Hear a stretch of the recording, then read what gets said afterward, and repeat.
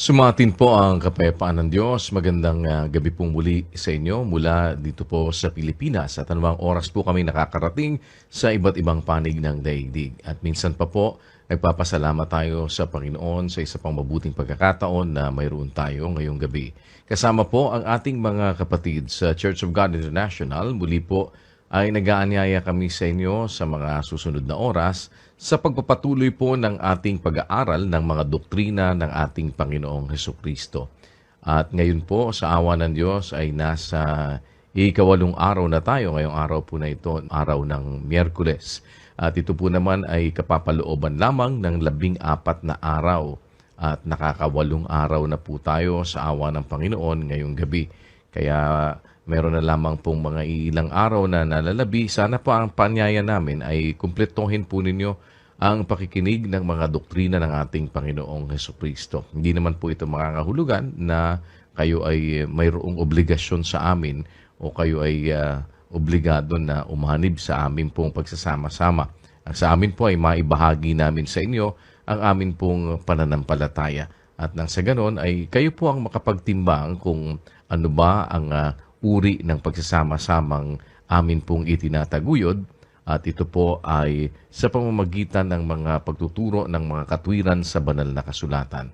At ngayong gabi sa atin pong pagpapatuloy ng atin pong mga pinasimulang pag-aaral ng doktrina ng ating Panginoong Hesukristo, pinagkakaloob na po namin sa inyo si kapatid na Eli Soriano.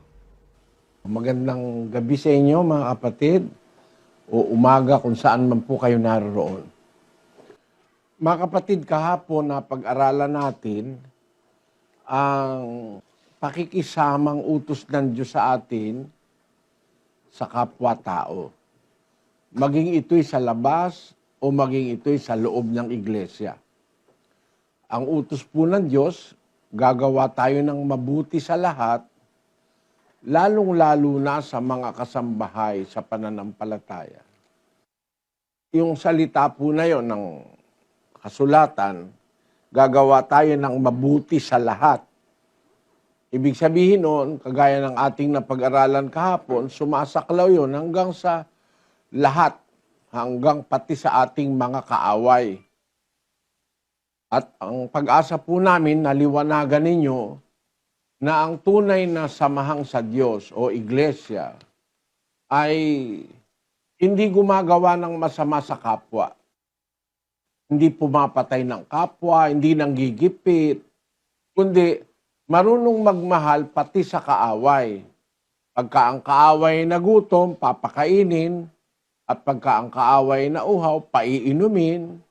Pag nangailangan, humingi, bibigyan, at kung mangutang, papautangin pa rin ang kaaway.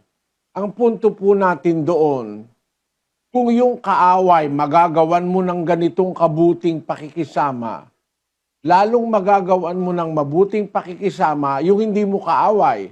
Sino yung mga hindi mo kaaway? Maaaring kamag-anak mo, asawa mo, anak, kapatid, magulang, biyanan, no?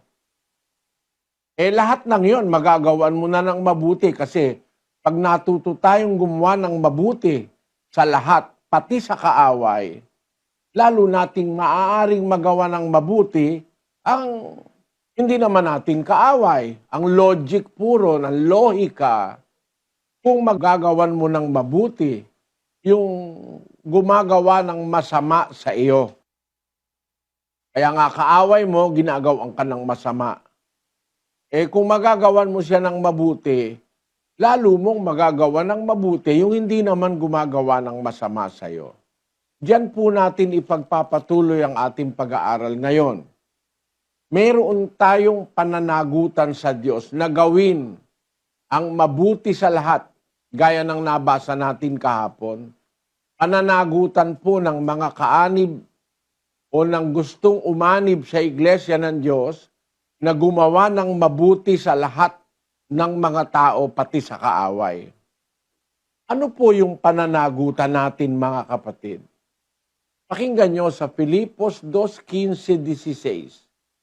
Upang kayo'y maging walang sala at walang malay, mga anak ng Diyos na walang dungis, sa gitna ng isang lahing liko at masama, na sa gitna nila'y lumiliwanag kayong tulad sa mga ilaw sa sanglibutan.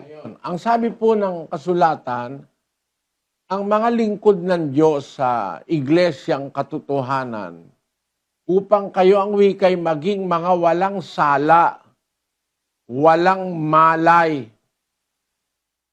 mga anak ng Diyos na walang dungis sa gitna ng isang lahing liko at masama. Sa gitna nila'y lumiliwanag kayong tulad sa mga ilaw sa sanglibutan. Tayo pala, kumbaga sa ilaw, dapat hindi pundido. Dapat nagbibigay liwanag. At ang paraan ng pagbibigay liwanag sa gitna ng mga taong walang liwanag, yung nasa 16. Tuloy po natin. Na nagpapahayag ng salita ng kabuhayan. Nagpapahayag ng salita ng kabuhayan. Ang atin pong pamumuhay, pwedeng magsalita, pwedeng magpahayag. Tandaan niyo po, ang ating pamumuhay, pwedeng magsalita. Gaya nga lang nung sabi sa English, action speaks more than word. Ang ating ginagawang pamumuhay, pakikisama, paggawa ng mabuti, paglingap sa kapwa-tao, pag-ibig sa kapwa, nagpapahayag yun ng salita ng Diyos, ng salita ng kabuhayan. Ang ating paraan ng pamumuhay, pwede pong magpahayag ng mabubuting bagay, magbigay ng liwanag o ilaw sa mga taong nasa kadiliman. Yan po ang kalooban ng Diyos. Pananagutan natin ito, mga kapatid. Bakit gusto ng Diyos na tayo sa pakikisama sa lahat ng tao, maging para tayong liwanag? Bakit po gusto ng Diyos maging para tayong liwanag, halimbawa, at pinanggagalingan ng lahat ng kabutihan at pagmamahal? Bakit po? Basahin natin ang 2:12 ng unang Pedro. Na kayo'y magkaroon ng timtimang ugali sa gitna ng mga hentil, upang sa mga bagay na ipinagsasalita nila laban sa inyong tulad sa nagsisigawa ng masama, dahil sa inyong mabubuting gawa na kanilang nakikita, ay purihin nila ang Diyos sa araw ng pagdalaw. Ayun. Dahil ang wika sa inyong mabubuting gawa, kung kayo meron timtimang ugali, kahit nagsasalita pa ang tao ng masama laban sa atin, dahil ang wika sa inyong mabubuting gawa na kanilang nakikita, purihin nila ang Diyos sa araw ng pagdalaw. Alam nyo, mga kapatid, napakaraming mga taong galit sa akin. Masama ang sinasabi. Pero ngayon, marami sa kanila kasama na sa iglesia. Marami sa kanila nakaintindi ng aral dahil sa nakita nilang pagbabago sa buhay ng mga kapatid. Meron nga isang lalaki, hihiwalayan yung asawa niya pag sumama sa iglesia. Sumaksa ka ikakesuryano mo. Sabing ganon. Nung makita niya na nagbago yung asawa niya, pagkaraan ng ilang panahon, bigla na lang may yumakap sa akin. Akala ko kung anong gagawing masama sa akin. Yung pala, nung yakapin ako, nandito sa tabi niya yung asawa niya. Brad Daly, sabi niya, patawarin mo ako. Bakit? Nung araw halos patayin ko yung asawa ko dahil galit ako sa iyo . Pero nung makita ko yung pagbabago sa asawa ko, ayun, nangyari sa kanya, humingi siya ng tawad sa akin dahil nagtataka ako nung una. Galit ako sa'yo. Hindi ka naman gumawa sa akin ng masama. Kasi, yung kanyang mga kamag-anak, kung ano-anong paninira ang sinasabi, galit siya sa akin. Hindi naman siya nakakapakinig pa ng aral. Pero, nung yung asawa niya ay maanib sa iglesia, naging instrumento yung asawa niya para mabuksan din ang kanyang puso. At yun naman ang sinasabi sa 3:1 ng unang Pedro. Pakinggan nyo.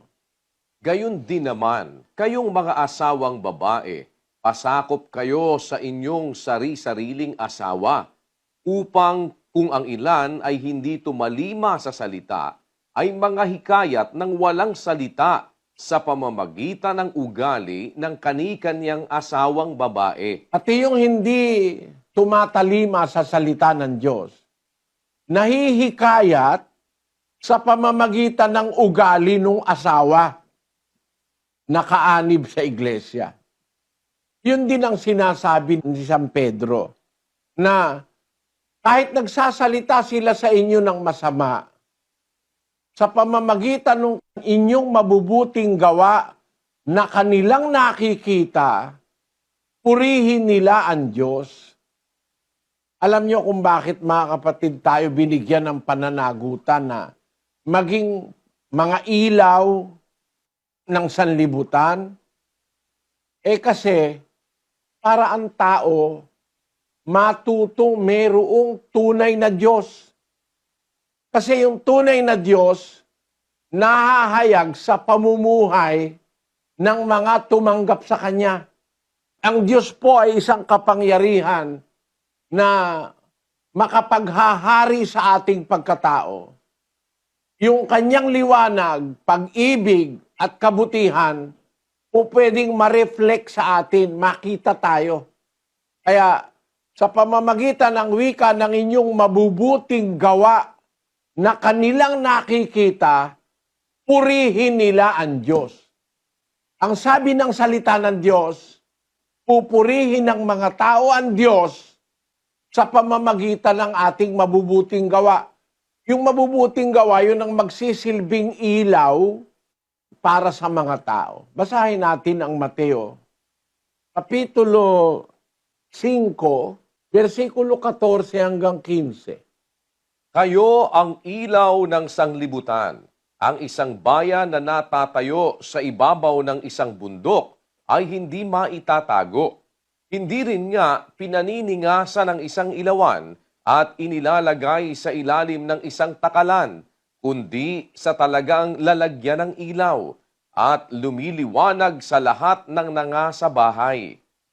Lumiwanag na gayon ang inyong ilaw sa harap ng mga tao upang makita nila ang inyong mabubuting gawa at kanilang luwalhatiin ang inyong Ama na nasa langit. Napakaganda po nung pahayag ng Panginoong Hesus. Lumiwanag na gayon ang inyong ilaw sa harap ng mga tao. Paano yon? Upang makita nila ang inyong mabubuting gawa at kanilang luwalhatiin ang inyong Ama na nasa langit. Ang nangyari dun sa iba imbis na ang mga tao'y lumuwalhati sa Ama, nawala ng gana sa Diyos ang ibang mga tao dahil sa maraming relihiyon. Sabi nung isang nasa Pampanga, para-pareho kayo mo. Sabing gano'n. Pare-pareho lang kayo. Nung bago po ako nangangaral sa Pampanga, pare-pareho lang yan. Isa pa yung mga ngwarta. Sabing gano'n. Kasi, iglesia ka, masama rin ang ugali. Iglesia, pumapatay din ng kapwa. Nanggigipit din. Akala nila lahat ng iglesia pareho.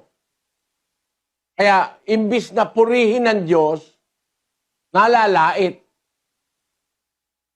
Ang ating obligasyon, mga kapatid, sa pamamagitan natin ng mabuting gawa na kanilang nakikita, yun ang pinakailaw natin yung aral ng Diyos na pag inilagay natin sa gawa, mabuti ang ating gagawin.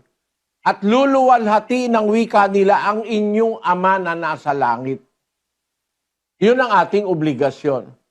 Pakiramdaman natin, mga kapatid, miski yung mga kapatid ng nasa iglesia na, ang Diyos ba napupuri dahil sa iyong gawang mabuti?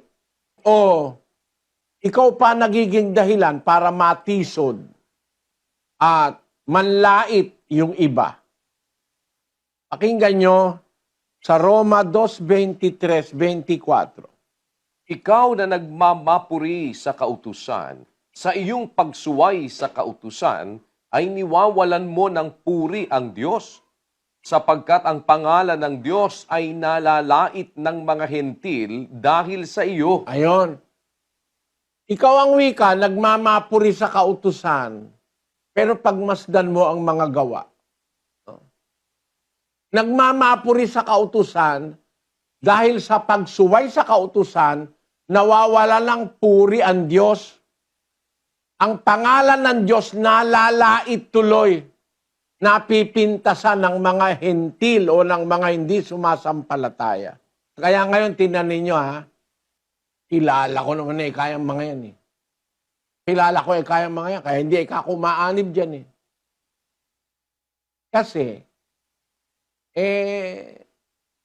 magmapuri ka man na ikaw ang totoo, kayo ang sa Diyos, kayo lang ang maliligtas. At ipinapatakwil pa lahat ng iglesia. Yun ba ang aral ng Diyos? Dapat itakwil? Hindi nga eh. Dapat nga mahalin mo eh.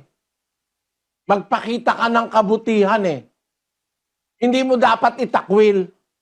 Hindi mo dapat hatulan na susunugin na lang sa apoy. Hindi ganon. Kundi, ang sabi ng Biblia ay mahalin mo pa, pakainin mo pa, hindi mo dapat itakwil. Yan ang sinasabi sa Biblia. Kaya sa iglesia, mga kapatid, yung hindi susunod, kaya ko na sinasabi agad ito, mga kababayan, para wag pong masayang ang inyong panahon o ang inyong gagawin o paglilingkod. Kung aanib tayo sa iglesia, hindi naman tayo gagawa ng kabutihan sa kapwa. No? Wag na lang kayong umanib. Bakit? Matitiwalag din kayo eh. Nakasulat po sa Biblia eh. Pag ayaw sumunod, sa iglesyang totoo, ipinapatiwalag ng Diyos. 5:11 ng unang Korinto. Datapwat sinusulatan ko nga kayo na huwag kayong makisama sa kanino mang tinatawag na kapatid kung siya'y mapakiapid o masakim o mananamba sa Diyos-Diyusan o mapagtungayaw o manglalasing o manglulupig. Sa gayoy huwag man lamang kayong makisalo. Sapagkat ano sa akin ang humatol sa nangasa labas? Hindi baga kayo nagsisihatol sa nangasa loob? Datapwat sa nangasa labas ay Diyos ang humahatol. Alisin nga ninyo sa inyo ang masamang tao. Ayun, pinapaalis po sa iglesia yan eh. Yung mga mapakiapid, masakim, mananamba sa Diyos-Diyusan, mapagtungayaw, manglalasing, libre-libre lang sa ibang iglesia yan eh. Yung pakikiapid na yan, pangangalon niya, okay lang sa ibang iglesia yan eh. Yung pagsamba sa Diyos-Diyusan, yung pagiging manlalasing, kita mo, pati ministro, nakikipaglasingan sa miyembro eh. Yung mga manlulupig na ang kapwa-tao gusto mapahamak, nilulupig, pinapasama, ginagawa ng kasamaan. Pagka ganyan lang ang iglesia, mga kapatid, huwag ka nang mag-iglesia. Mag-aabuloy ka, payayamanin mo yung pastor para lalong maraming mailigaw. Sayang pa pera mo. Baka nga maawa pa ang Diyos sa'yo eh. Kung hindi ka aanib sa ganyang iglesia dahil masasama ang ginagawa eh. Baka may pag-asa ka pang maligtas kung hindi ka sasama sa ganyang mga iglesia. Bakit? Masama ang ginagawa eh. Ang dapat kasing aniban Hindi yung may masamang ginagawa. Hindi yung iglesyang kunyari lang sa Diyos sa bunganga, pero ang ginagawa masama. Tito 1:16. Sila'y nangagpapanggap na nakikilala nila ang Diyos, ngunit ikinakaila sa pamamagitan ng kanilang mga gawa. Palibhas ay mga malulupit at mga masuwayin at mga itinakwil sa bawat gawang mabuti. Yun, nagpapanggap, nakikilala nila ang Diyos, ngunit ikinakaila sa pamamagitan ng kanilang mga gawa. Kaya sa atin, ang pananagutan natin sa Diyos, gumawa ng mabuti sa lahat. Huwag tayong manggigipit. At ikaaway natin kung mapapakain natin at mapapainom na pakainin mo pang kaaway mo, painumin mo, sabi ng Diyos. Pautangin mo pag nanghihiram. Bigyan mo ang sa'yo humihingi. Yan ang aral ni Kristo. Yung tunay na Diyos sa Biblia, hindi malupit. Pero, pag halimbawa, nasa iglesia ka na, ayaw mo namang gumawa ng mabuti. Ang ginagawa mo, pakikiapid, mga masasakim, mananamba sa Diyos-Diyusan, mapagtungayaw, manglalasing, manlulupig. Sa gayoy, wag man lamang kayong makisalo, sabi sa iglesia. Ano sa akin ang humatol sa nanga sa labas? Di ba kayo nagsisihatol sa nanga sa loob? Dadapot sa nasa labas, Diyos ang humahatol. Alisin ninyo sa inyo ang masasamang tao. Kaya maaari magtaka kayo, bakit may tiwalag? Kasi utos po ng Diyos yun eh. Sa kasamaan palad, hindi ginaganap sa Katoliko. Ang tinitiwalag, yung lumalaban sa Papa. Yun lang ang alam ko na tiwalag. Kagaya ni Martin Luther, nilabanan yung Papa, tiniwalag si Martin Luther. Kaya tuloy si Martin Luther, noong 500 taon na nakakalipas, siya naman ang nagtayo ng protestantismo. Siya nag-umpisa. Si Luther kasi isang paring Katoliko yun eh. Pero yung mga miyembro, hindi naman tinitiwalag yung mga mangangalon niya, mga mananamba sa Diyos-Diyusan, mapagtungayaw, manglalasing, manglulupig. Huwag kayo makikisalo ron. Bakit? Basahin natin ang 15:33. Huwag kayong padaya. Ang masasamang kasama ay sumisira ng magagandang ugali. Ayon. Kaya pala ipinaalis ng Diyos sa iglesia ang totoo. Yung mga miyembrong ayaw gumawa ng mabuti. Ang ginagawa'y masama, nakakasira yan ng magandang ugali eh. Nakakadama yan. Para lang yung isang kamatis na bulok, doon sa isang kaing na kamatis, pag hindi mo inalis, dadating ang araw, bulok na lahat yung kamatis doon. Ganun yan, mga kapatid. Kaya, ipinaalis yung masasamang tao. Pinatitiwalag sa iglesyang totoo. Kailan ititiwalag? Tito 3:10. Ang taong may maling pananampalataya, pagkatapos ng una at ikalawang pagsaway, ay itakwil mo. Ayon, ang liwanag po mga kapatid, salita ng Diyos yan eh. Nasa Biblia yan eh. Yung taong ayaw sumunod sa aral, maling pananampalataya, pagkatapos ng una, tapos ikalawa pa, pagsaway. Una, binigyan mo chance, tapos pangalawang pagsaway, ayaw pa rin. Itakwil mo, sabi ng Diyos sa mga ngaral niya. Si Tito, mga ngaral po ng Diyos yan, ministro yan. Pagka mayroon tao sa iglesia, ayaw pasaway sa gawang masama, pagkatapos ng una at ikalawang pagsaway, itakwil mo. Kasi ito, alam ko hindi itinuturo ito sa ibang iglesia. Kaya ang miyembro, namimihasang lasenggo. Namimihasang malupit sa asawa, nangangalon niya, iniiwan ang pamilya, inaabuso ang mga anak. Kasi, pinapayagan ng pastor Wala namang tiwalag dito, hindi po pwede, mga kapatid. Pagkaalam natin, pagka isinumbong.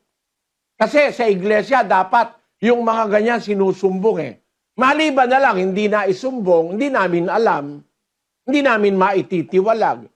Pero pagka isinumbong o nahuli sa masasamang gawa, pinagsabihan, una, pinagsabihan, pangalawa, ayaw pa rin, ipinapatiwalag po yun. Maliban na lang, hindi namin alam. Pero kung alam namin, hindi namin kukonsintihin. Kasi ang buong iglesia mabababoy. Pag nakita ng iba na pwede ka naman palang pumatay, hindi ka naman titiwalag, mas dadami mamamatay tao sa iglesia.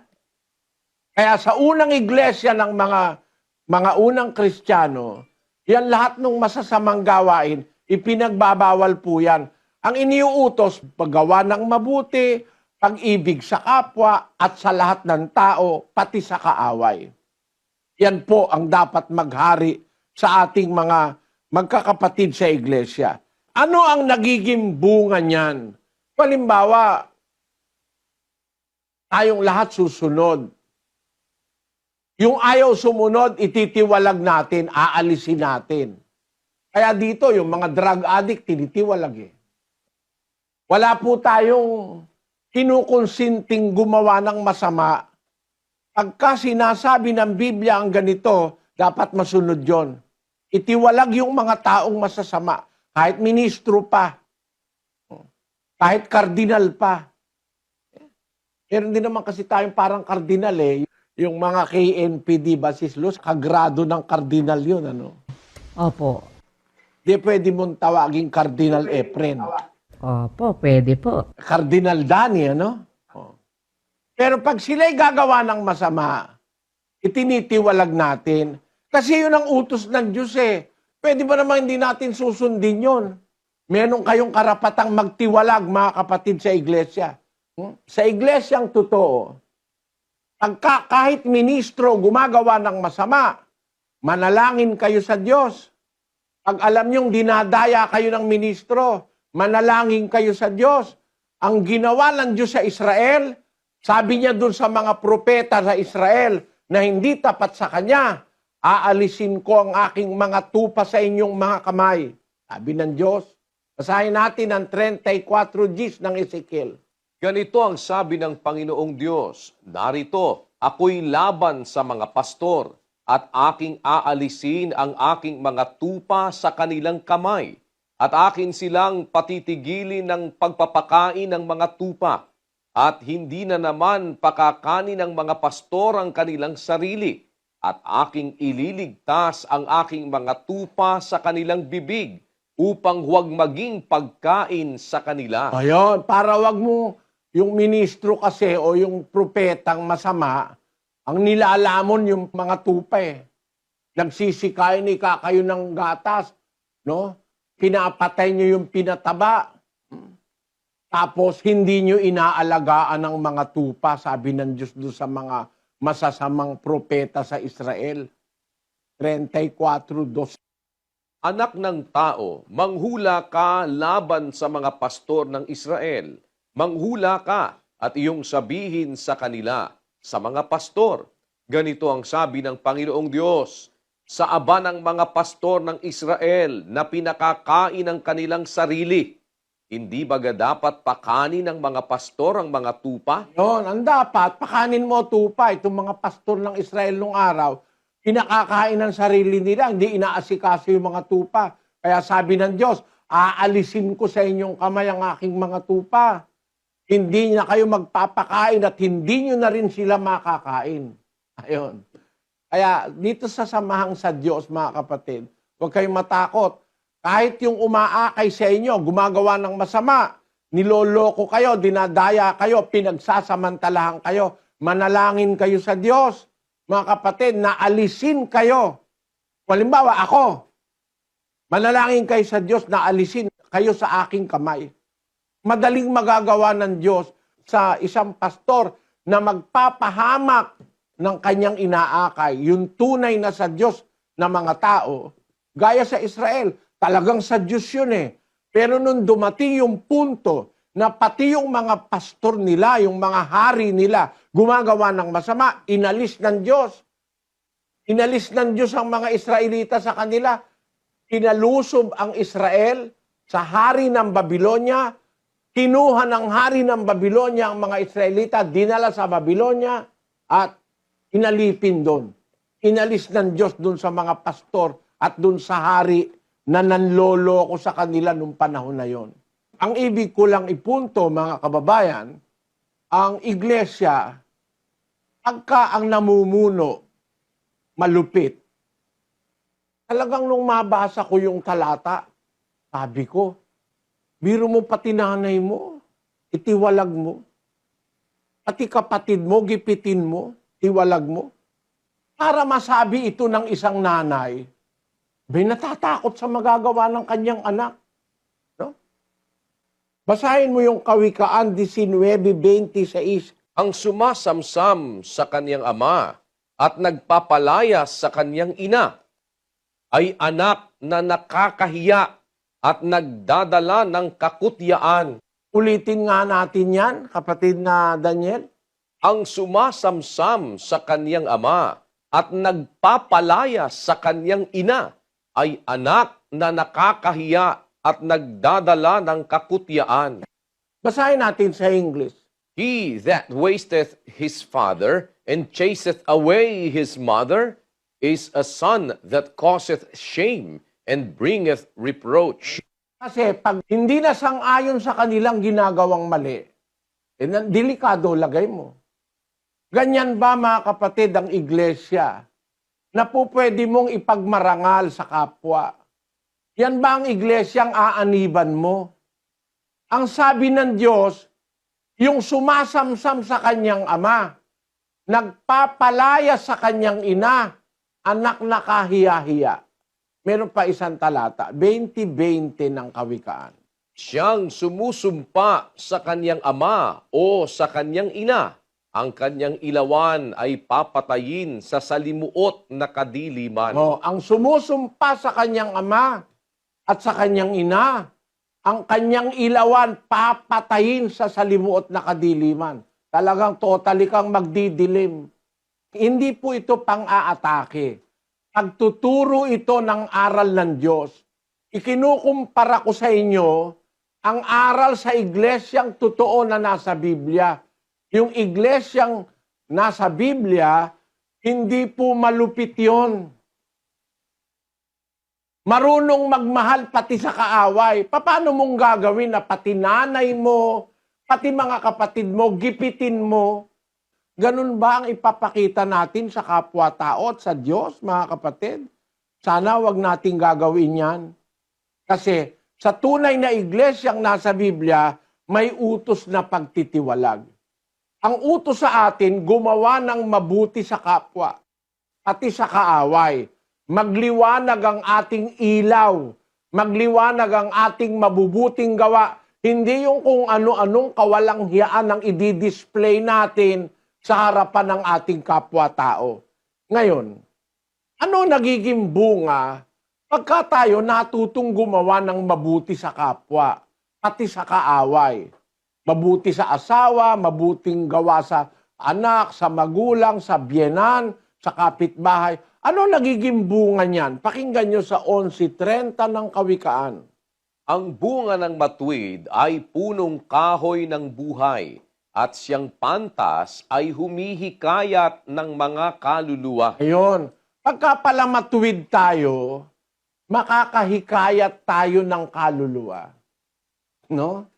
Mahihikayat mo biyenan mo, kapatid mo, asawa mo, kaibigan mo, kapitbahay mo, mahihikayat mo.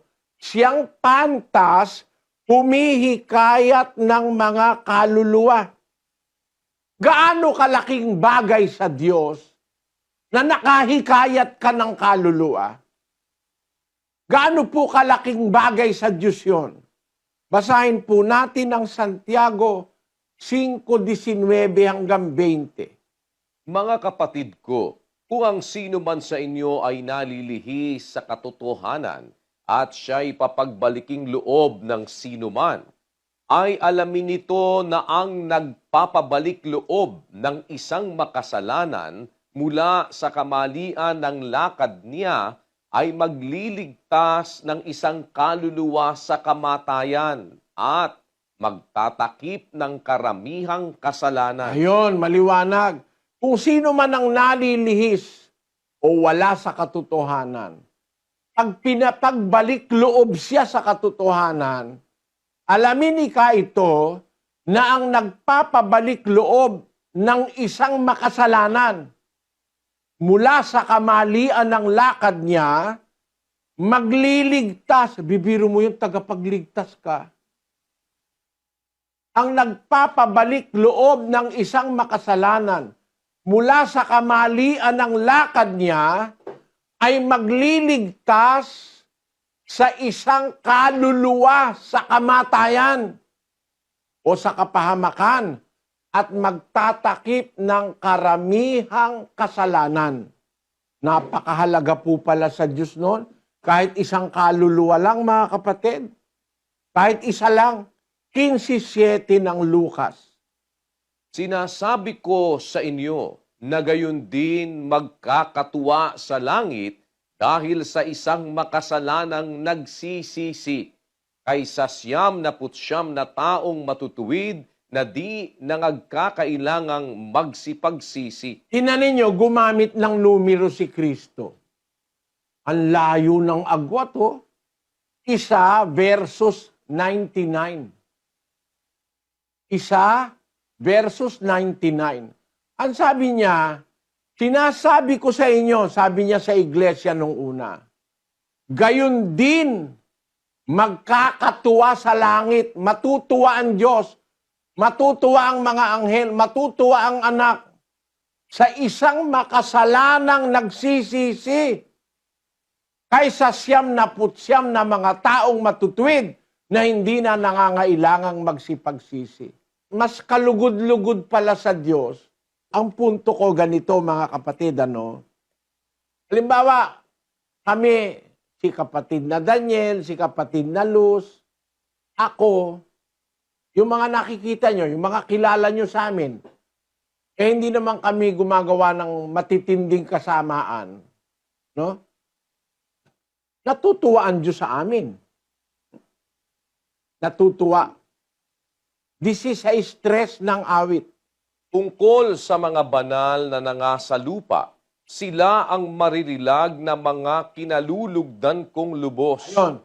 Yung mga banal na nasa lupa, pagka nagbabanal ka, sumusunod ka sa utos, marunong kang magmahal sa kaaway, magmahal sa asawa, anak, kapatid, kapwa-tao, kaibigan, natutuwa ang Diyos sa iyo eh. Halimbawa, ako, ganun, matutuwa ang Diyos sa akin. Halimbawa lang, di ko sinasabing ganun ako. Halimbawa, si Sis Luz, ganun din si Sis Luz, gumagawa ng mabuti, nagbabanal, natutuwa ang Diyos sa kanya. Eh pag binilang mo kami, halimbawa, naka-99 ka, 99 kami, natutuwa ang Diyos sa amin. Mas natutuwa pala ang Diyos sa isang makasalanang nagbabalik loob kesa sa aming 99. Ang laki ng gravity nun eh. Gumamit kasi siya ng numero eh. 99 versus 1. 1 versus 99. No? Na kung kaluguran ng Diyos ang pag-uusapan, sa tiempong may isang makasalanang nagbabalik loob sa Diyos, yung kaluguran niyang naidudulot ng 99. Abe, pagkakatuwa ang wika sa langit sa isang makasalanan na nagsisisi.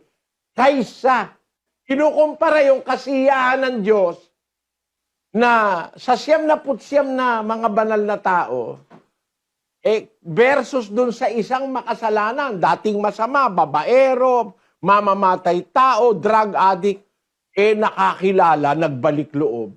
Tuntua ang Diyos, nagkakatuwa sa langit, sabi sa Biblia. Kaysa, doon sa 99 na nagbabanal na. Napakahalaga pala sa Diyos ng isang kaluluwang makasalanan na nagbabalik loob. Kaya kailangan natin tayo magpakita ng mabuting gawa sa kapwa para makahikayat tayo. Kahit isa lang ang mahikayat mo, napapatuwa mo ang Diyos. Alam niyo mga kapatid, gusto ko lang maintindihan nyo, kaya ko ito tinatalakay ng mas malawak. Yung mapatuwa mo ang isang tao. Halimbawa, may mahirap. Yung mahirap, bigyan mo ng regalong medyo mahal. Bawa minigaruhan mo ng 500 pisong halaga ng polo o 1,000 piso. Tuntua yung mahirap eh. Ngayon lang ako nagkaroon ng ganito ah. Tuntua siya, yayakapin ka pa eh. No? Pero pag halimbawa, yung mayaman, nirigaluhan mo ng 3,000 piso na t-shirt, hindi man masyadong natutuwa yun eh. Mayaman yun eh. No? Mahirap patuwain ang mayaman. Mahirap pasayahin ang mayaman. Ang mahirap, isang pamilyang mahirap, magdala ka ng isang malaking pakwang bukawi na pagkatamis-tamis. Tuntua na yung pamilya eh. Yung mayaman, dalhan mo isang truck na pakwan, baka hindi man matuwa yun eh. Baka mabulok lang ika dito yan. Ha? Kasi marami siyang pera. Ang punto ko, mga kapatid, ang Diyos, mapapatuwa natin, matatandaan tayo ng Diyos lagi, pagka nakahikaya tayo ng isa na magbabalik loob. Halimbawa, yung isang masamang tao, halimbawa, asawa mo yun, mahikayat mo lang yun, matutuwa na Diyos sa'yo eh.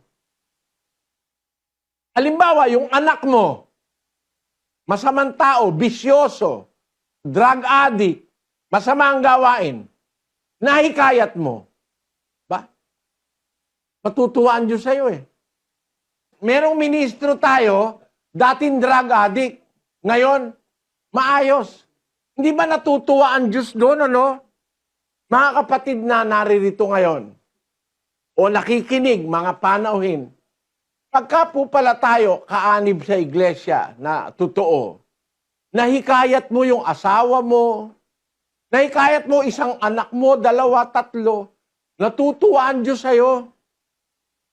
Naliligaya ang Diyos sa'yo. Kaya ito, obligasyon natin ito eh. Kaya po tayo tinuturuan ng makisama ng mabuti, gumawa ng mabuti sa kapwa, para mahikayat natin, ulitin nga natin yung 11:30, kapatid na Daniel. Ang bunga ng matuwid ay punong kahoy ng buhay, at siyang pantas ay humihikayat ng mga kaluluwa. Ayun, siyang pantas, humihikayat ng mga kaluluwa. Makakahikayat tayo, mga kapatid. Tingnan ninyo yung mga kapatid na nung araw na turuan ko. 1968, nangangaral na ako sa Binangonan, Rizal. Yung mga kapatid na nahikayat ng pangangaral, nagbunga na sila eh. Dahil sa kanilang gawang mabuti, naanib yung kapitbahay, naanib yung anak, yung biyanan. Kaya dumami ng dumami kapatid sa iglesyang ito, nahikayat hindi dahil sa trabaho. Dahil wala naman kaming patrabaho. Nahikayat hindi dahil sa impluensya sa gobyerno. Hindi. Dahil wala naman kaming impluensya sa gobyerno. Nahikayat hindi dahil marami kaming pera. Dahil wala naman kaming pera. Pero bakit lumalaki at lumalaganap ang samahang ito? Nakakahikayat ang mga kapatid dahil sa mabubuting gawang ipinakikita sa kapwa. Ang salita ng Diyos ay totoo. Sabi ng Diyos, ang pantas, humihikayat ng mga kaluluwa. At kahit isa lang ang mahikayat natin, mga kapatid, natutuwa ang Diyos sa atin. Kaya sana, kung kayo po'y may balak umanib sa iglesia, magpakabait tayo. Para yung asawa mo, mahikayat mo, yung asawa mong babaero, tumino, yung asawa mong lalakero, tumino, yung anak mong bisyoso, tumino, yung kapitbahay mong galit sa'yo, mahikayat mo, malaking bagay po sa Diyos yun. Ang pangako ng Diyos, alam nyo, sa Jeremias 30:19, ganito po ang nakasulat. At mula sa kanila magmumula ang pagpapasalamat at ang tinig ng nangagsasaya, at aking pararamihin sila at sila'y hindi mangangaunti. Akin ding luluwalhatiin sila at sila'y hindi magiging maliit. Nakita nyo, sabi ng Diyos yan eh, pangako ng Diyos yan eh. aking pararamihin sila. Sila'y hindi mangangaunti. Kaya ito pong iglesyang ito, hindi kumukonti ito eh. Dumadami ito. Lumalaganap ito. No? Sa lahat halos ng parte ng mundo, nararagdagan ng nararagdagan. Yun kasi ang pangako ng Diyos eh. Magmumula sa kanila ang pagpapasalamat, ang tinig ng nagsasaya, aking pararamihin sila. Sila'y hindi mangangaunti. Sino magpaparami? Ang Diyos. Meron pong iglesia, pinararami ng tao. Huh? Alam nyo ba, merong iglesia, sa Binangonan, ang tawag nila, Iglesyang Pampararap. Pagtanong niya sa Binangonan, lalo na dun sa punta, iglesia kang pampararap yan eh. Bakit? Ang gagawin nila, mangangaral, i-display yung mga dalaga. Mga dalaga miyembro, di-display sa harap. Tapos magyayaya ng mga binata, ayan, manligaw na kayo, mga kapatid namin. Sabi, paliligawan yung kapatid nila para mahikayat yung mga binata na umanib. Meron naman, bibigyan ka ika namin ng trabaho. Umanib. Dumadami sila eh. Meron naman, pagka ika dito ka sa amin na anib, mapopromote ka, kung pulis ka, magiging general ka. Sabi. Dumadami ngayon yung mga pulis na umaanib para ma-promote. Saan hinikayat? Sino nagparami? Hindi Diyos ang nagparami. Ang nagparami, yung aral na mali na itinuturo. Pakinggan nyo ha. Meron ng hihikayat nga sa kalibugan eh. Meron gano'n ng hihikayat. 2:19 ng Ikalawang Pedro. Na pinangangakuan ng kalayaan, samantalang sila'y mga alipin ng kabulukan, sapagkat ang nadaig ni Numan ay naging alipin din naman niyaon. 18. Sapagkat sa pananalita ng mga kapalaluan na walang kabuluhan, ay umaakit sila sa masasamang pita ng laman, sa pamamagitan ng kalibugan. Sabi ni Pedro, humihikayat sa pamamagitan ng kalibugan. Dumadami, hindi dahil sa Diyos, hindi dahil sa katotohanan. Dumadami dahil sa ipopromote ka, bibigyan ka ng trabaho, o kaya bibigyan ka ng babaeng maliligawan, no? O kaya pag sumama ka sa kanila, meron kang makikita sa langit para sa iyo na 70 birhen, no? Yun ang panghikayat nila. Kalibugan. Masasamang pita ng laman ang pinanghihikayat nila. Kaya ako sinasabi ito, gusto kong ituro sa inyo aral ni Kristo. Ang aral ni Kristo, unang Timoteo, nasa Biblia, basahin natin. Dapat nga na ang obispo ay walang kapintasan, asawa ng isa lamang babae. Yan po ang salita ng Diyos. Yan ang nasa Biblia. Ang obispo, kailangan asawa ng isa lamang babae. Kaya pag ang obispo, nangongolekta ng asawa, hindi sa Diyos yan. Paano ngayon sa Diyos, ang ginagawa, mali sa sinasabi ng Diyos?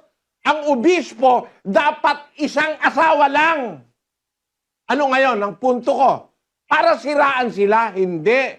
Para maituro sa inyo ang totoo. Para wag kayong mabiktima ng maling aral. Kasi ang nasa Bibliang aral, yun ang dapat nating matanggap. Nagkukumpara po ako para makita nyo ang totoo. Pakinggan nyo, sa isang talata ng Ecclesiastes 7:27. Narito, ito'y aking nasumpungan, sabi ng mangangaral, na iniaagapay ang isang bagay sa iba upang matagpuan ang kadahilanan. Ayan. Ang isang bagay dapat iaagapay mo sa iba para makita mo yung katotohanan, yung kadahilanan. No? Maganda nga yung sa pagkakasalin sa Kastila at saka sa Portuges. E aquí que esto lo he hallado, dice el predicador, comparando una cosa con otra para descubrir la razón de las cosas. Ayun. Para makita, malaman ang dahilan ng pag-iral ng isang bagay.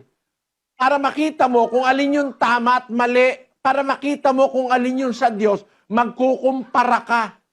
Hindi para ikaw ay umatake o magalit ang tao sa'yo, kundi magkukumpara ka. Iaagapay ang isang bagay sa iba. Comparando, ang sabi sa Kastila. Comparando una cosa con otra para descubrir la razón de las cosas. Sa Portugues, ang sabi, Veja, dis o mestre, foi isto que descobri ao comparar uma coisa com outra para descobrir a sua razão de ser. Ayun. Para makita mo kung alin ang totoo, kung alin ang tama, kung alin ang mabuti, kung alin ang magaling. Ikukumpara mo. Tama ang sabi ng Diyos. May nagpaparami ng miyembro, hinihikayat sa kalibugan. Hinihikayat dahil sa trabaho. Hinihikayat dahil sa kampi-kampi. No? Para may kakampi sila, dumami sila. Para sila makapang-api ng kapwa. Basahin natin ang 23:15 ng Mateo. Sa aba ninyo, mga eskriba at mga fariseo, mga mapagpaimbabaw, sapagkat inyong nililibot ang dagat at ang lupa sa paghanap ng isa ninyong makakampi. At kung siya'y magkagayo na, ay inyong ginagawa siyang makaibayo pang anak ng impyerno kaysa inyong sarili. Anyo, may mga mangangaral, manggagawa ng impyerno. Manggagawa ni Satanas. Bakit? Nililibot ang wika ninyo ang dagat at ang lupa sa paghanap ng isa ninyong makakampi. At kung siya'y magkagayo na, kung makakampi nila, ginagawa siyang makaibayo pang anak ng impyerno kaysa kanilang sarili. Kaya yung mga ministro ng demonyo, gumagawa yan ng mga anak ng impyerno eh. Hihikayatin ka tapos ikaw ang pagagawain ng masama. Ba't ko ngayon ito sinasabi? Kasi ayokong magkaganyan tayo. Huwag tayong papari sa mga taong ito. Nagpapakunwaring medyo, sambunga nga, pero ang puso puro putik, malansa. Yan ba iglesia ang paniniwalaan ninyo, mga kapatid? Pero yung pong sa Diyos na iglesia, sabi ng Diyos, pagmumula sa kanila ang tinig ng pagpapasalamat, ang tinig ng nangagsasaya. Aking pararamihin sila. Sila'y hindi mangangaunti. Akin ding luluwalatiin sila. Sila'y hindi magiging maliit. Bakit ang kapatid sa samahang ito, kahit mahirap tayo, dumadami?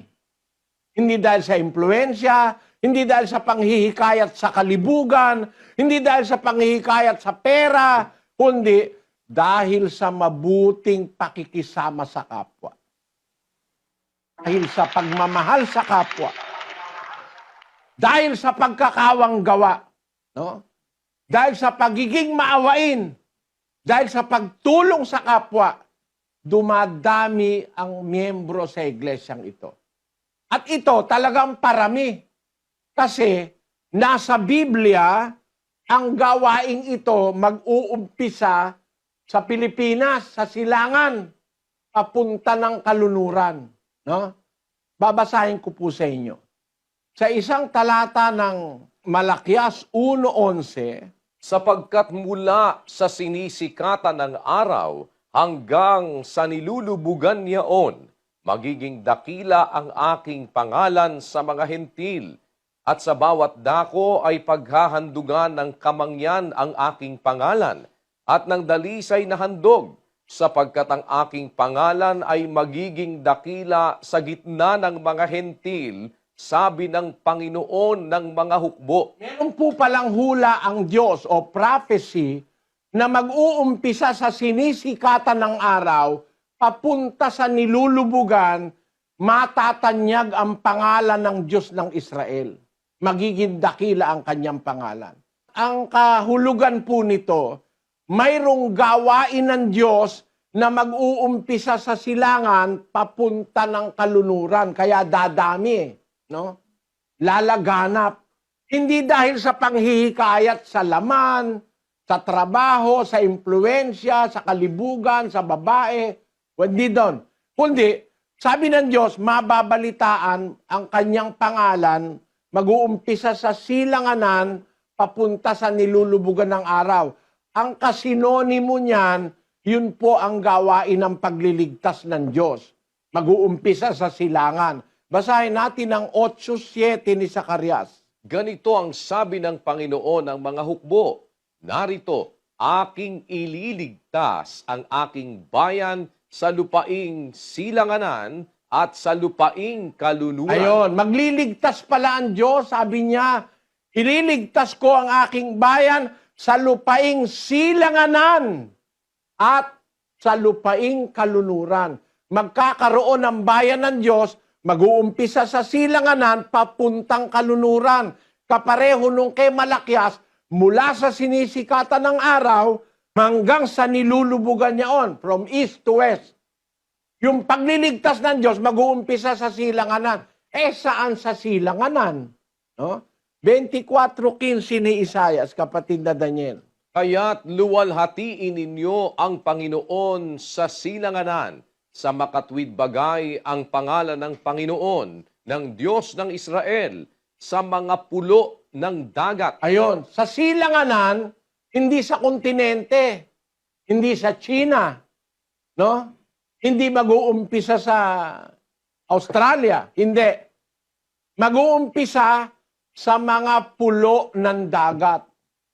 Napakaliwanag namang hula nito, mga kababayang Pilipino. Mag-uumpisa ang pagliligtas ng Diyos sa mga huling araw. Mag-uumpisa siya sa silanganan. Saan sa silanganan? Sa mga pulo ng dagat. Pilipinas na Pilipinas yan eh. Bakit? Ang Pilipinas, mga pulo ng dagat eh. Kaya nga ang tawag dito sa panahon ng nakaraan, Las Islas Filipinas. No? Tawag nga ni Rizal eh, Perla del Mar de Oriente. Parang mga perlas sa silanganan ang mga pulo ng Pilipinas. Mag-uumpisa sa pulo ng dagat sa silanganan, mag-uumpisa ang pagluwalhati sa Panginoon ng Diyos ng Israel. Ito lang naman ang iglesyang ito, ang nag-umpisa sa silanganan na nakarating ng kalunuran ng nangangaral eh. Nag-umpisa kong mangaral sa silangan sa mga pulo ng dagat sa Pilipinas at sa buong kontinente ng Amerika. North America, Canada, Central America, tapos South America. Alam niyo mga kapatid, kaya ko lang ito pinakikita para maipakita sa inyo, ma-appreciate nyo yung salita ng Diyos eh. Kasi ganito po, kung gagawa ka ng butas sa mundo, ang tawag po sa siyensya ron, antipode map o yung tunnel map. Mag-uumpisa ka sa Pilipinas kung saan ako nangaral, kung bubutasin mo ang mundo para makarating ka sa kabilang dako, ang lalabasan mo po, Brazil. Ayan, yung antipode map na tinatawag. Umpisa ka sa Pilipinas, makakarating ka ng Brazil. Yun mismo nangyari sa akin eh. Hanggang sa India nga, meron ng mga kapatid eh, no? Ito lang naman ang relihiyon, itong Iglesia ng Diyos na natatag sa Pilipinas, ito lang naman ang relihiyong galing sa silangan na pumunta ng kalunuran para mangaral. Wala namang iglesyang iba nang gumawa nito. At bakit po? Pag-isipan nyo, mag-aral kayo ng istorya, mga kababayan, Ang iglesia dito sa kanluran, ang iglesia rito galing sa kanluran eh. Katoliko galing dito sa kanluran. Protestante galing dito. No? Ang tanging iglesia ngayon dito na galing silangan papuntang kalunuran, itong iglesia ng Diyos. At ito, nangaral talaga. Natatag dito na nasa Argentina, sa Bolivia, sa Chile, sa Colombia, sa Costa Rica, sa Dominican Republic, sa Ecuador, sa El Salvador, sa Guatemala, sa Haiti, sa Honduras, sa Mexico, sa Nicaragua, sa Panama, Paraguay, Peru, Uruguay at saka Venezuela. Bukod sa nasa Amerika, United States of America, at sa Canada, meron pa rin. No? Nagpapakita na yung sinasabi ng Diyos, pararamihin ko sila, hindi pagpaparami ng tao yon. Plano ng Diyos yon. Ililigtas niya ang kanyang bayan, mag-uumpisa sa silanganan, sa mga pulunan dagat, papunta sa kalunuran. Nasa Biblia po yan, mga kababayan. Kaya, alam nyo, karangalan nating mga Pilipino na nangyari itong hulang ito eh. Nasabi ng Diyos, ililigtas ko ang aking bayan sa lupaing silanganan at sa lupaing kalunuran. Mula sa sinisikatan ng araw hanggang sa nilulubugan niyaon, magiging dakila ang aking pangalan sa mga hintil. Kaya dumami ang miyembro sa samahang ito. Bunga ng pangangaral, hindi bunga ng pag-aasawa ng miyembro. Kaya yung pagdami ng samahang ito, hula po ng Diyos ito. Salita ng Diyos, propesiya sa Biblia. Kaya ako ito sinasabi sa inyo, mga kapatid. Kasi, dapat, kaya tayo gagawa ng mabuti para maging kasangkapan tayo ng Diyos para dumami ang mga lingkod ng Diyos. Yun ang pagpaparami ng Diyos. Hindi dahil sa impluensya, hindi dahil sa kampi-kampi, hindi dahil sa pag-aasawa, hindi dahil sa pera, kundi dadami ang mga lumuluwalhati sa Diyos dahil sa nakikita nila ang ating mga ginagawang kabutihan.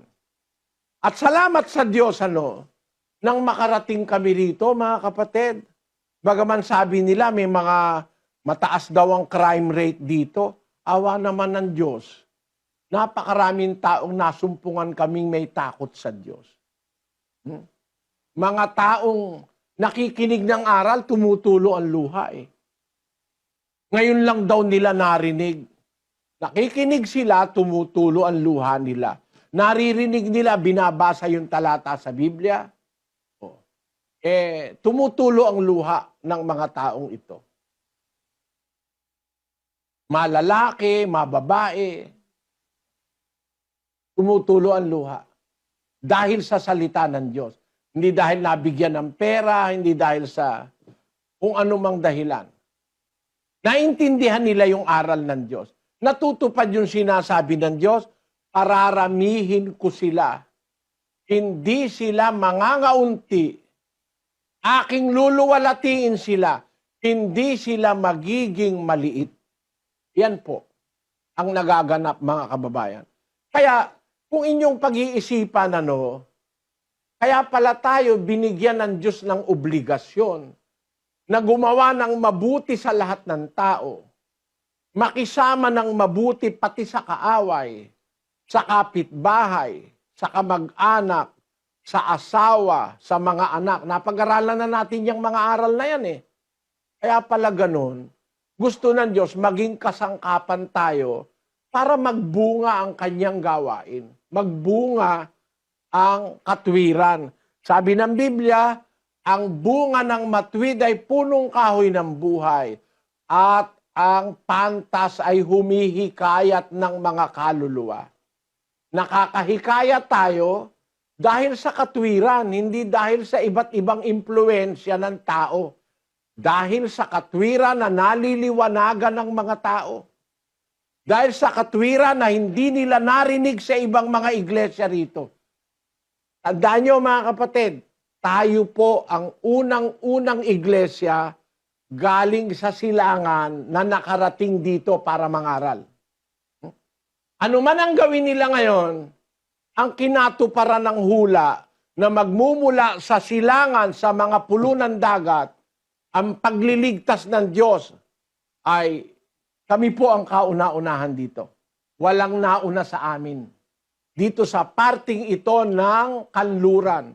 Para matupad yung sinasabi ng Diyos, mula sa sinisikatan ng araw papunta sa nilulubugan niyaon.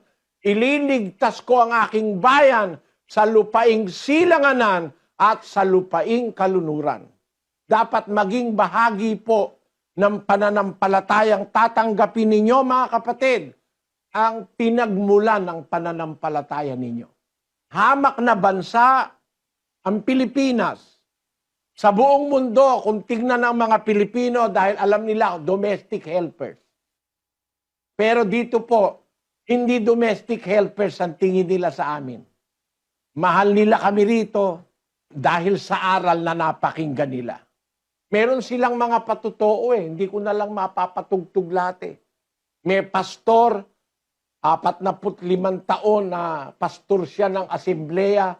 Nung marinig niya ang aral dito, lumaya siya doon. 25 taong pastor, merong 17 taong pastor. Ang dami nun Hindi ko na lang natatandaan lahat Nang marinig nila yung aral, talaga palang sa Biblia, may hula pala ikang magdadala ng totoo dito sa amin. Naintindihan nila, may hula. Ang katotohanan manggagaling sa silanganan, sa mga pulo ng dagat. Kasi marami rin namang relihiyon sa silanganan pero hindi naman ang Biblia pinapangaral kagaya ng Buddhism. Galing sa silangan. Shintoism, galing sa silangan. Yung Hindu, galing sa silangan, Pero hindi naman yung Biblia pinangangaral Ang nangyaring nangangaral dito ng Biblia, unang-unang galing sa silangan, ang samahang ito, mga kababayan. Para matupad ang hula na sinasabi sa mga huling araw. Kasi narito po tayo ngayon sa tinatawag ng Biblia na mga huling araw. Basahin natin ang 30:19, kapatid na Daniel, hanggang 23, hanggang 24. At mula sa kanila magmumula ang pagpapasalamat at ang tinig ng nangagsasaya, at aking pararamihin sila, at sila'y hindi mangangaunti. Akin ding luluwalhatiin sila, at sila'y hindi magiging maliit.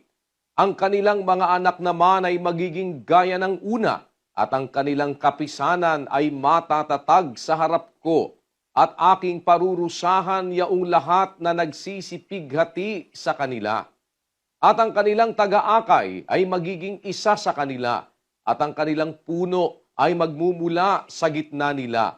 At aking palalapitin siya, at siya'y lalapit sa akin, sapagkat sino yaong nangahas upang lumapit sa akin, sabi ng Panginoon. At kayo'y magiging aking bayan, at ako'y magiging inyong Diyos. Ang mabangis na galit ng Panginoon ay hindi darating hanggang sa maisagawa, at hanggang sa kanyang maisagawa ang haka ng kanyang puso.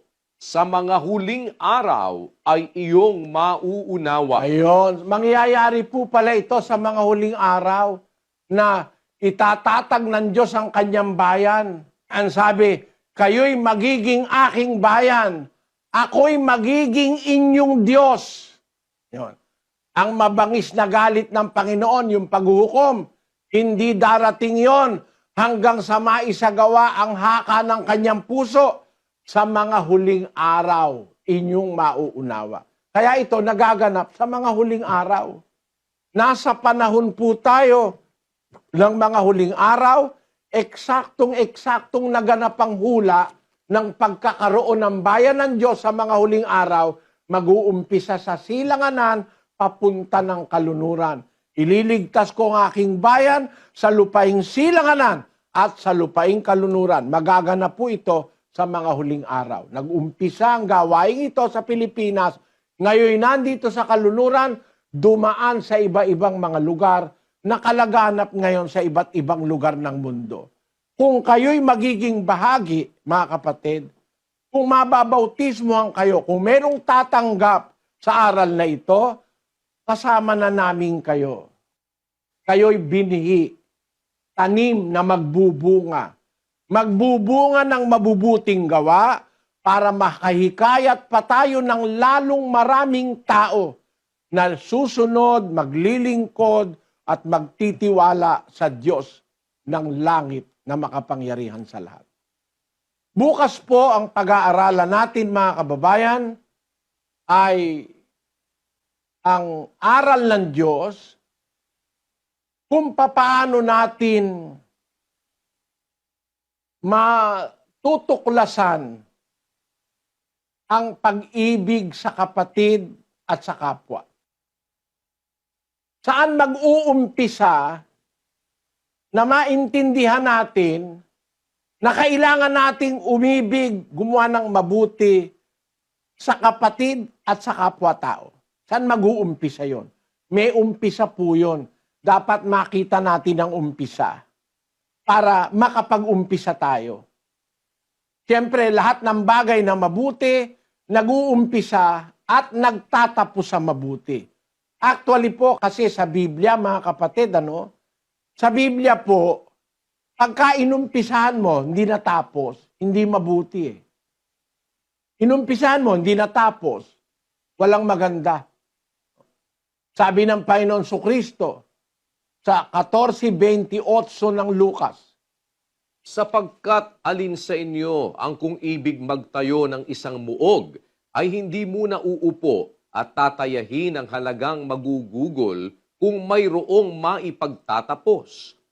Baka kung mailagay na niya ang patibayan at hindi matapos, ang lahat ng mga makakita ay mangagpasimulang siya'y libakin. Nasabihin, nagpasimula ang taong ito na magtayo at hindi na kayang tapusin. ayon, hindi maganda yung hindi tapos eh. Kung ang ginagawa mabuti, dapat matapos mo. Ngayon, alam nyo, dapat para matapos tayo, umpisahan natin ang tama. Ang tama po, yun ang pag-aaralan natin, yung umpisa. Paano tayo mag-uumpisang gumawa ng mabuti sa kapwa? Paano tayo mag-uumpisang gumawa ng mabuti sa kapatid? Saan dapat mag-umpisa yon? Yun po ang ating pag-aaralan bukas. Sana po balik kayo, mga kapatid. Mga kapatid, kung nakakapagsalita po ako na parang laban sa inyong kalooban, huwag kayong magalit. Wala kaming layong manira o mang-atake ng kahit na sino. Nakikita nyo siguro ang intensyon ko para liwanagin sa inyo ang aral ng Diyos. Para mabuo sa ating kaisipan yung aral ng Diyos. Hindi po para atakihin ang kahit na sino. Kaya umaasa po ako sa awa at tulong ng Panginoon, sana bukas uli. At sana samahan tayo ng Panginoon, mga kapatid, lalo na po sa inyong pakikinig ng aral. Kapatid na Daniel. Opo, at muli po tayong nag-aanyaya para sa araw ng kinabukasan kung loloobin po ng Panginoon para po sa atin namang ika-siyam na gabi ng atin pong gagawing o ginagawang mass indoctrination. Yan po ay bukas, araw ng Huwebes dito sa atin sa Pilipinas, alas 7 pa rin ng gabi. Kung loloobin po, sana ay muli ninyo kaming mapaunlakan. At minsan pa, nagpapasalamat po kami sa inyong lahat na tumugon sa atin pong paanyaya at nagpapasalamat tayo sa Panginoon sa isang mabuting pagkakataong ipinagkaloob sa atin. Kasabay na rin po ng aming paanyaya, mamaya pong alas 9:30, maaari kayong makiisa sa atin pong ginagawa na Global Prayer for Humanity. Yan po ay para sa ating paghingi ng awa sa Panginoon upang tayo po ay makaharap na patuloy dito sa atin pong suliranin na pangdaigdig na mayroon tayong hinaharap na pandemya. Kaya loobin po ng Panginoon, magsalo-salo po tayo. At sa araw ng bukas na muli, sa kalooban ng Panginoon, para po sa pagpapatuloy ng atin pong pag-aaral ng mga doktrina ng ating Panginoong Hesukristo. Minsan pa po, salamat sa Diyos sa isa pang mabuting pagkakataon. Bago po tayo sama-samang pansamantalang maghiwa-hiwalay, kami po ay nag-aanyayang samahan ninyo kaming muli sa isang maikling panalangin.